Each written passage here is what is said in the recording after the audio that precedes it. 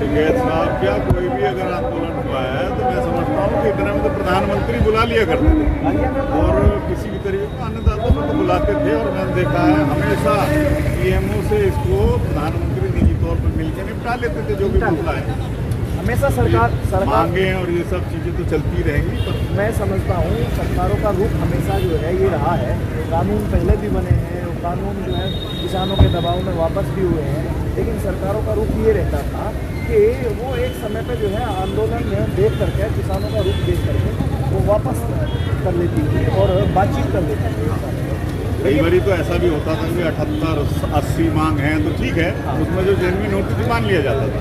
और इसमें तो देखो गिनी चुनी मांग है और वो तो इनका तो सीधा सा है, इसको वापस लिया जाए, इससे ज़्यादा इनका या इससे कम कुछ है ही नहीं मांग, तो सीधा सीधा है। जब 9 की जगह 12 मानने की बात आ रही है तो उसमें बचा ही क्या। जो तीनों कानून है मैं नहीं मानता कि उसमें ऐसी कोई गुंजाइश हो कि उसमें कोई समझौता किया जा सके। वो तो सीधे सीधे तीनों कानून जो है वो खेती किसानी के एकदम खिलाफ है।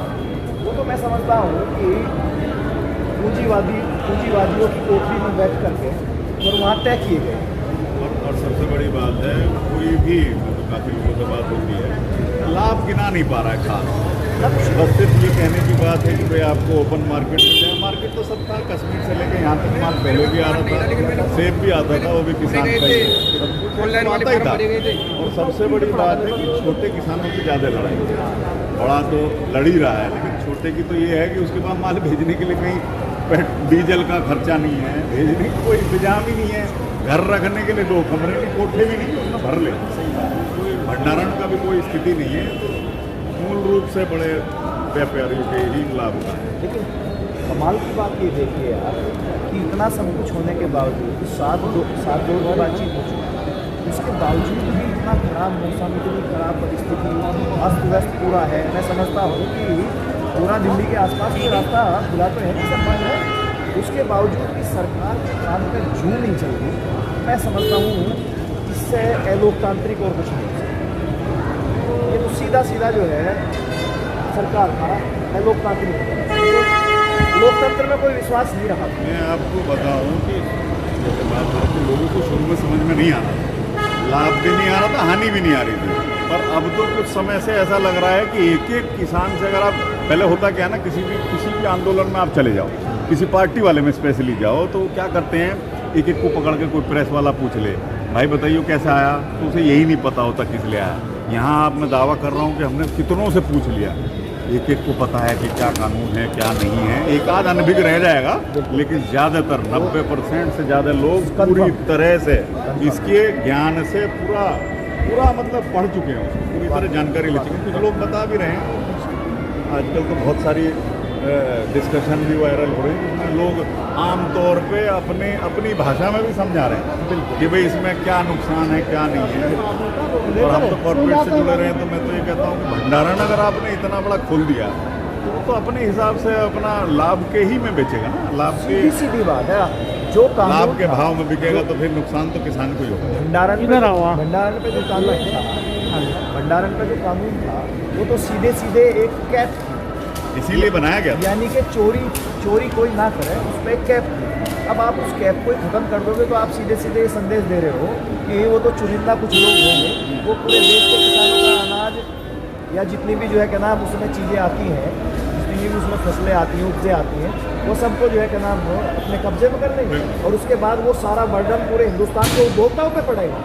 मैं आपको बताऊं कि मिडिल क्लास जो कि अभी कोरोना से बहुत त्रस्त रहा है और नौकरियाँ जाने और इस सब में महंगाई से त्रस्त है, सबसे ज़्यादा असर मैं कहता हूँ किसान से भी बड़ा असर उसको जाने वाला है कि जब उसको महंगा मिलेगा 80 रुपया 90 रुपया की जगह भी 200 रुपया मिलेगा कोई चीज़, तो उसको पता चलेगा कि भंडारण से और इस चीज़ से क्या नुकसान उसको हुआ है। डायरेक्ट तो उसी को होना है, समझना उसको भी पड़ेगा। धीरे धीरे समझ रहे हैं, समय जैसे जैसे सरकार एक्चुअली आंदोलन को जितना समय दे रही है, नीचे के ग्रास रूट से लेके और भी दबके इसको समझते जाए तो गहराई से उसको समझ रहे हैं और गुण रहे हैं। तो आवश्यक वस्तु अधिनियम तो जो है आम जनता ने समझाया, उसको ये लग रहा है कि भाई ये तो सीधे सीधे जो है पूरे देश के तमाम किसान को आप एक तरफ रख दो तो बाकी जो उपभोक्ता है जिनको सिर्फ जो है वो खरीद के खाना है तो उनके भी हितों पर कुठाराघात है।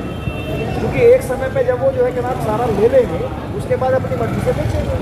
और अब एक और सबसे बड़ी बात है कि एमएसपी जो है ये इतना बड़ा मुद्दा था लेकिन एकदम पड़ा हुआ था, इसका कुछ हो नहीं रहा था। और देखो वो तो सारे डेटा बताते हैं 6% को ही मिलता है, लेकिन फिर भी किसान काम चला रहा था, कम में भी बेच के 1800 की जगह 800 भी बिक रहा था, 1000-1200 सब चल रहा था, कपास हो धान जो भी हो चल रहा था। अब क्या है इन्होंने पिटारा खोल दिया, उससे बड़ा पिटारा है एमएसपी का खोल दिया, क्योंकि अब किसान को ये दिख रहा है कि भाई मेरा तो अगर बिहार वाला भी है वो कहता है मेरे को तो कुछ नहीं मिल रहा, इनको तो चलो हरियाणा पंजाब ये कह रहे हैं मिल रहा था, मैं वो लोग भी ना खोल रही है एमएसपी हमें मिलना तो चाहिए।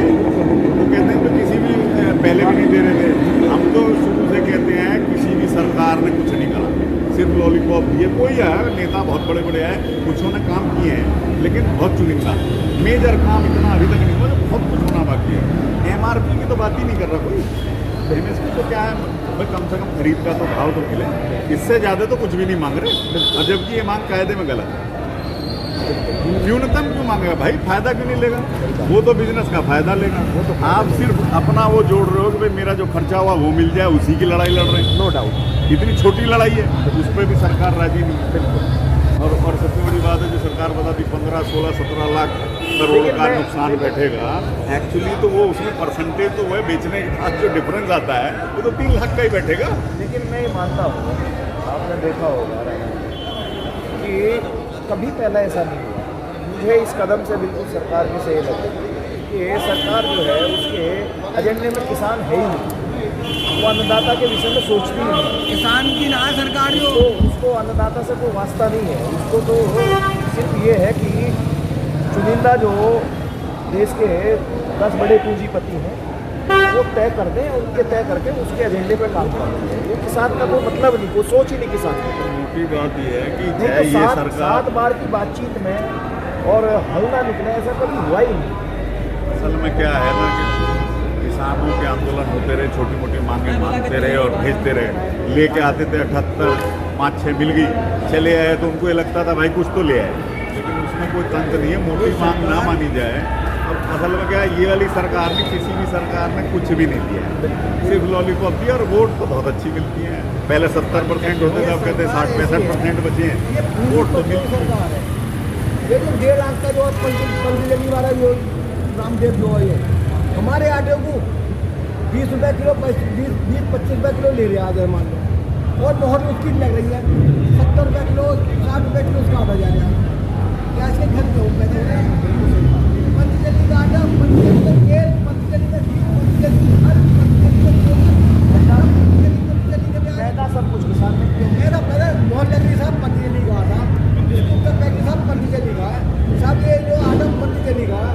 और उसमें तो जो प्योरिटी की बात होती है, घी तो निकल ही नहीं सकता उतने रुपए में, प्योर हो ही नहीं सकता।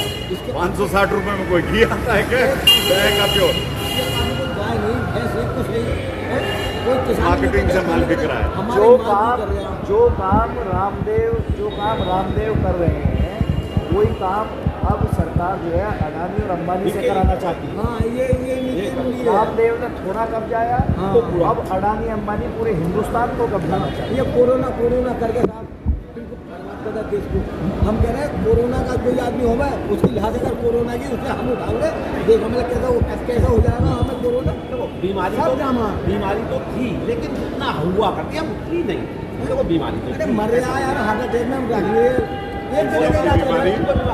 कोरोना की एक बीमारी तो तो ये बीमारी है। सुनो नहीं, बीमारी तो है थी लेकिन जितना हुआ है उतनी नहीं। अब आगे अच्छा दूसरी बात, वही लोग मरे जिनको कोई दूसरी बीमारी, स्वस्थ आदमी को अरे कुछ दहशत में मरेगा। दहशत अब जैसे मान लो हमें जो कोरोना पॉजिटिव कर दिया, हमें तो 14 दिन के लिए हमें जो बाहर भेज दिया, स्कूल में कर दिया हमें, तो डॉक्टर साहब देते रहे गोली में भैया एक गोली साफ हुआ और एक गोली हो दोपहर को और एक गोली साफ अगर पानी मारा। हमने सारी गोली छुट्टी कर करके 14 दिन की 14 किया, 42 गोली हमने जेल में रखा। जेल में रखने के बाद ही हमारा 14 दिन का हमारा पेट हो रहा, बोले हाँ तुम्हारा इलाज हो गया, मतलब सही हो गए। हमारे घरों के आगे पल्ली लग पाते जिससे कि किसान ना निकले खर्चा बाहर को, बहुत बड़े अंडा लाभ भी लिया है इसका, लेकिन बीमारी तो देखो थी। मैं खुद ग्रस्त रहा हूँ, 3 महीने में उठाऊँ, लेकिन ऐसा नहीं है वो हर जगह लाभ। अब जैसे पार्लियामेंट का सेशन बंद किया, इससे कोरोना कोई लेना देना नहीं, क्योंकि आपकी बहुत बड़ी बड़ी रैलियां और मीटिंग तो लगातार चल रही है। अगर आपको कल लाभ मिलेगा तो कल खुल जाएगी। बिहार का चुनाव इसमें क्यों नहीं हो रहा था कोरोना हमारे? अब बंगाल में रोज चल रहा है, हमारी इतनी भीड़ हो रही है, इसमें कोरोना क्यों नहीं हो रहा? आपके में इसलिए नहीं हो सकता। आप तो इतने मजबूत हो, कहाँ कोरोना टकराएगा। इम्यूनिटी सिस्टम होती है किसान की, तो बड़ी मजबूत है। पहले बंद कर दी हमारी सारी प्रेस तुम्हारी वो पैसेंजर ट्रेन बंद कर दी, एक्सप्रेस बंद कर दी, जिससे कि किसान नहीं चला, कोई वो नहीं चला। जो उद्योगपतियों की सरकार है, बहुत पुरानी कहावत है बीजेपी, ये जो है उद्योगपतियों की है, किसानों की विरोधी सरकार है। मोदी जी कह रहे हैं हम तुम्हारी आमदनी है दुगनी कर देंगे, तिगनी कर देंगे। यार मैंने कहा इससे बढ़िया और कौन सा मामला है? सरकार भैया इनकी बनवाओ, सरकार बनवा रही है, सरकार बनवा रहे हैं, बॉर्डर पे जा रहे हैं साहब, सेनानियों के बीच में सब बॉर्डर दीपावली मनाने जा रहे हैं। अरे दिवाली मना के ये तो घर को आ रहे हैं ड्रामा करके, हमारे बेटे मर रहे हैं वहाँ फौज में।